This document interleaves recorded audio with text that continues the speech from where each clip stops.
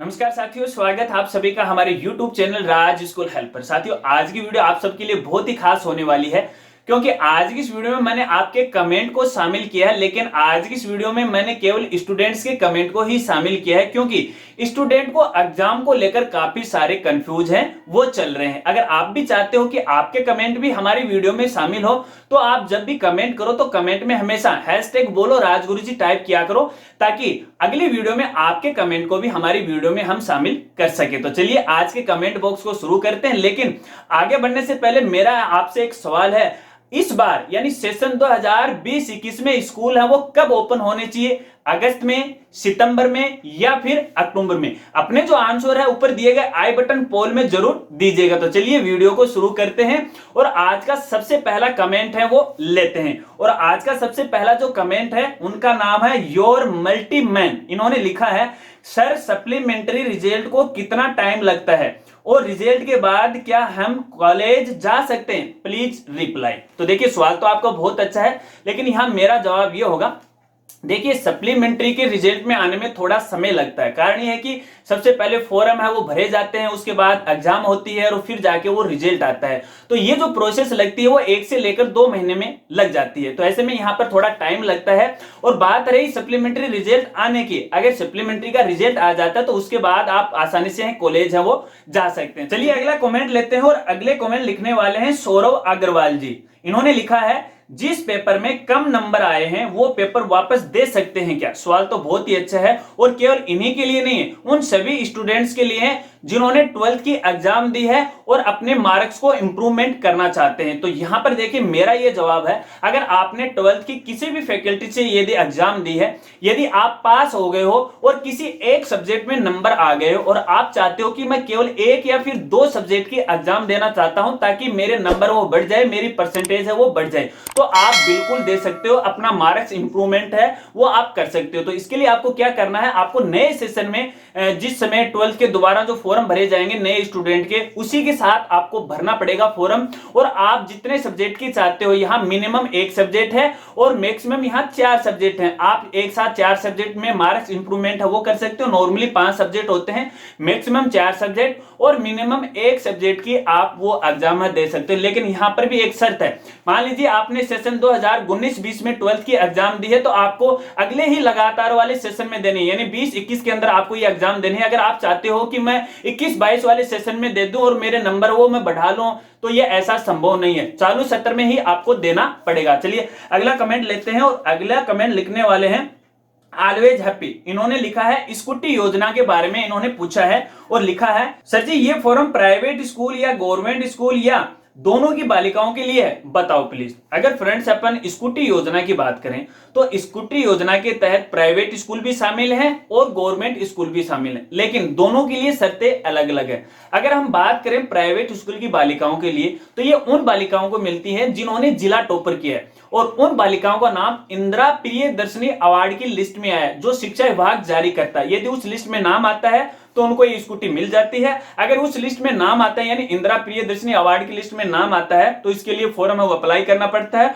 और ये जो फॉर्म है वो संबंधित अपने जिले का जो जिला शिक्षा अधिकारी जो ऑफिस है यानी डीईओ ऑफिस है उसमें जाके आपको सबमिट करवाना है और कुछ समय बाद है वो मिल जाती है। अगर गवर्नमेंट स्कूल की बालिकाओं की बात करें तो उनके थोड़े रूल और नियम है अलग है जो गवर्नमेंट अलग से जारी करती है। तो दोनों के रूल अलग अलग है, मिलती है दोनों ही स्कूलों की। चलिए अगला कॉमेंट लेते हैं और अगला कॉमेंट करने वाले संदीप बिट्टू मधुकर। और मधुकर जी ने लिखा है कि सर रीटोटलिंग का रिजल्ट कैसे देखते हैं? सवाल तो अच्छा है, लेकिन इस बारे में मैंने जवाब पहले भी दे दिया है। तो यहां पर मैं एक आपको कहना चाहूंगा, देखिए जब भी अपन अपने रीटोटलिंग का ऑनलाइन आवेदन करते हैं तो उसके बाद बोर्ड है आपके जो रजिस्टर्ड मोबाइल नंबर है उस पर यूजर नेम या फिर जो पासवर्ड है वो सेंड करता है। जब आपके फोन के अंदर वो पासवर्ड आ जाता है तब आप अपना रीटोटलिंग का रिजल्ट है वो देख सकते हो। इससे पहले आप नहीं दे सकते, यहां पर टाइम लग सकता है क्योंकि बोर्ड के पास बहुत सारे ऐसी जो फॉर्म है वो जाते हैं तो उनको चेक करने में या कॉपियां अपलोड करने में टाइम लग जाता है। तो ये जो समय है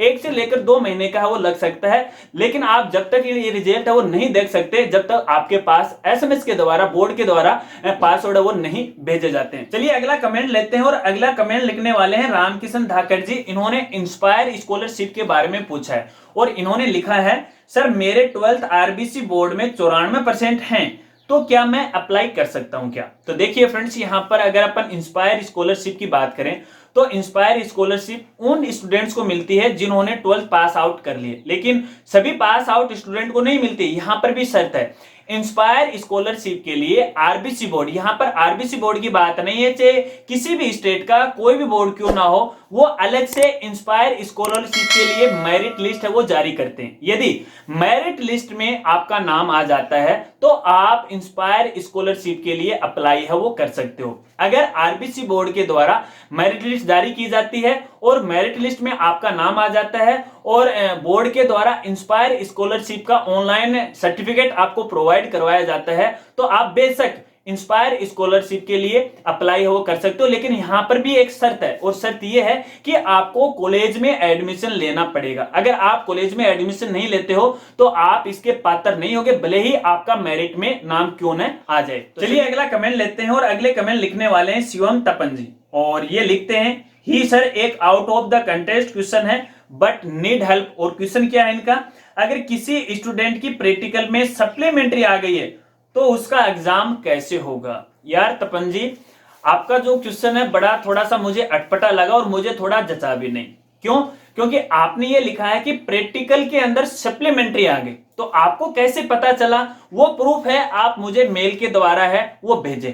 मेल एड्रेस है help@rajguruji.com, ताकि इस चीज को मैं भी देख पाऊं। यहां पर मैं थोड़ा सा कंफ्यूज हो गया हूं, क्योंकि जो सप्लीमेंट्री आई है वो शायद आपके प्रैक्टिकल में न होकर के जो थ्योरी वाला जो पेपर है उसमें आई है।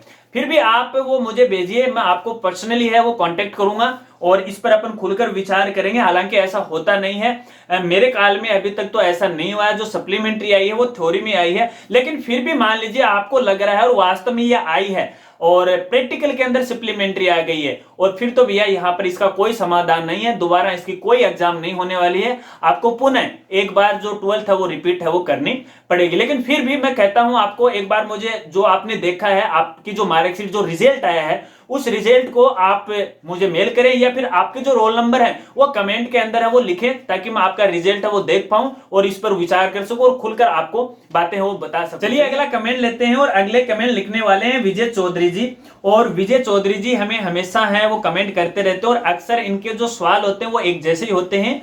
और इस बार इन्होंने लिखा है कि स्कूल से 10th प्राइवेट करूंगा, 9th की मार्कशीट के बिना क्या होगा सर? तो देखिए यहां पर जो विजय चौधरी का जो सवाल है वो ये है कि वो 10th क्लास है वो प्राइवेट करना चाहते हैं, लेकिन ये कंफ्यूज हो गए हैं कि मैं कहां से करूं, किस प्रकार करूं। तो देखिए विजय चौधरी साहब, मैं आपको पहले एक बात है वो क्लियर कर देता हूं। हो सकता है कि मेरी बातों को आपको बुरा लगे, क्योंकि आप रास्ते से हैं वो भटक गए।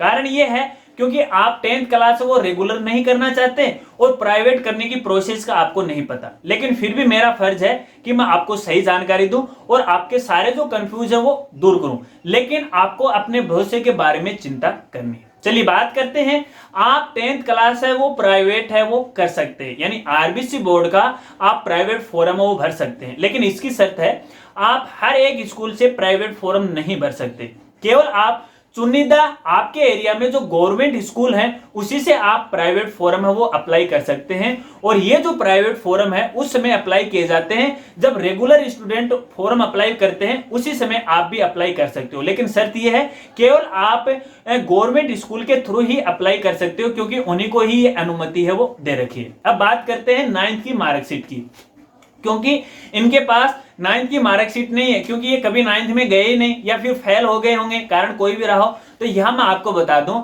अगर आप 10th क्लास प्राइवेट देना चाहते हो तो यहां पर आपको न तो 9th की मार्कशीट की आवश्यकता है और ना ही आपको टीसी की आवश्यकता है। भले ही आप 9th फेल हो या फिर पास हो, आप बगैर मार्कशीट के भी प्राइवेट फॉर्म है वो भर सकते हो। आप समझ गए होंगे मेरे ख्याल से। और इस बार यानी सेशन 2020-21 का फॉर्म आप तब अप्लाई कर सकते हो जब रेगुलर फॉर्म भरे जाएंगे, उसी के साथ है वो आप अप्लाई कर सकते हो। उम्मीद करता हूं आपके कंफ्यूज है वो दूर हो गए। एक खास बात है उन सभी साथियों से मैं कहना चाहूंगा, देखिए जो स्टूडेंट ने, चाहे वो कक्षा 10 का स्टूडेंट हो या फिर 12th का स्टूडेंट हो, और उन्होंने प्राइवेट एग्जाम दी है, प्राइवेट फॉर्म भर के एग्जाम दी है बोर्ड की, अगर वो फेल हो जाते हैं तो वो अगली साल रेगुलर फॉर्म है वो अप्लाई कर सकते हैं किसी भी स्कूल से। तो ऐसी शर्त में उन्हें ना तो मार्कशीट की आवश्यकता होती है और ना ही टीसी की आवश्यकता आवश्यकता होती है। चलिए अगला कमेंट लेते हैं और अगले कमेंट लिखने वाले हैं अजय राजपूत जी और इन्होंने लिखा कि सर अगर प्रैक्टिकल एग्जाम नहीं दिया तो एग्जाम दे सकते हैं क्या? प्रैक्टिकल की वजह से साल खराब हो जाएगी क्या? प्रैक्टिकल अजमेर में जाके दे सकते हैं sir, please sir help me. तो देखिए अजय जी, मैं आपको यहाँ कहना चाहूंगा, देखिए इस बार अगर सेशन 2019-20 की बात करें तो बोर्ड के द्वारा यानी आरबीसी बोर्ड के द्वारा उन विद्यार्थियों को जो प्रैक्टिकल एग्जाम में किसी भी कारण से अनुपस्थित रहे उनको 2 मौके दे दिए और एक मौका तो अभी गया है, यानी 16 जुलाई 2020 तक को बोर्ड ने उन सभी विद्यार्थियों से सूचना मांगी थी जो किसी कारणवश प्रैक्टिकल एग्जाम में अनुपस्थित रहे या प्रैक्टिकल एग्जाम वो नहीं दे सके। देखिए डेट तो निकल गई है, अंतिम डेट थी 16 जुलाई 2020, लेकिन फिर भी मैं आपको यहां राय देना चाहूंगा आपके भविष्य के लिए। मैं आपको एक मेल आईडी बता रहा हूं, इस मेल आईडी पे आपको संबंधित सूचना भेजनी है। वो क्या भेजनी है मैं आगे बताऊंगा, वो मेल आईडी आप नोट कर लीजिएगा। देखिए मेल आईडी है कौन, CONFDIR123@gmail.com। मेल आईडी स्क्रीन पे चल रही है, आप यहां से इसको देख भी सकते हो। इस मेल आईडी पर आपको अपना नाम, पिता का नाम, अपने रोल नंबर, प्रैक्टिकल में अनुपस्थिति का कारण, आपकी स्कूल का पूरा नाम, जिस स्कूल के थ्रू आपने फॉर्म अप्लाई किया था उसका पूरा नाम और एड्रेस सहित आपको इस मेल आईडी पे मेल करना है। देखिए यहां पर मैं आपको पक्का नहीं कहूंगा कि आपको इस एग्जाम में शामिल कर लिया जाएगा या नहीं किया जाएगा, वो तो बोर्ड की बात है, क्योंकि डेट है वो निकल चुकी है। अंतिम डेट 16 जुलाई 2020 तक, इस तक सूचना मांगी थी। लेकिन यहां मैं एक बात दावे के साथ कह सकता हूं, क्योंकि बोर्ड ने अभी तक ये जो प्रैक्टिकल एग्जाम है, जो विद्यार्थी अनुपस्थित रहे उनकी जो एग्जाम है अभी तक आयोजित नहीं करवाई है, इसके लिए बोर्ड अलग से सूचना है वो जारी करेगा और ये एग्जाम है पुनः करवाएगा। तो आप मेल कर दीजिएगा, हो सकता है कि आपके भविष्य को ध्यान में रखते हुए आपको भी वो शामिल कर लें। तो ये संबंधित सूचना आप भेज दो और शायद हो सकते हो, मुझे तो यहाँ लग रहा है कि तकरीबन आपको भी एग्जाम में वो शामिल कर लेंगे, लेकिन एक बार आप सूचना आप भेज कर देखो। अगर नहीं शामिल करते हैं तो भैया आपको अगली साल पुनः 12th वो री करनी ही पड़ेगी। देखिए तो इसके अलावा तो मैं आपको कोई और जानकारी नहीं दे सकता। अगर मान लीजिए आपने ये मेल कर दी, आपने सूचना पहुंचा दी, तो बोर्ड इसके लिए आपको अलग से कोई स्पेशल सूचना नहीं भेजेगा। आपको लगातार बोर्ड की वेबसाइट पे अपडेट रहना पड़ेगा और वहां पर इसकी सूचना आएगी अलग से। तो लगातार आपको अपडेट रहना है। आप एक बार ये मेल कर दीजिएगा और हो सकता है कि शायद बोर्ड आपको वो शामिल कर ले। तो फ्रेंड्स ये तो था आज का हमारा कमेंट बॉक्स। तो मैं आशा रखता हूं कि आज की इस कमेंट बॉक्स में हम जितने भी स्टूडेंट के कमेंट शामिल किए या जिनके भी जो सवाल थे उनके सवालों के जवाब उनको शायद मिल गए होंगे।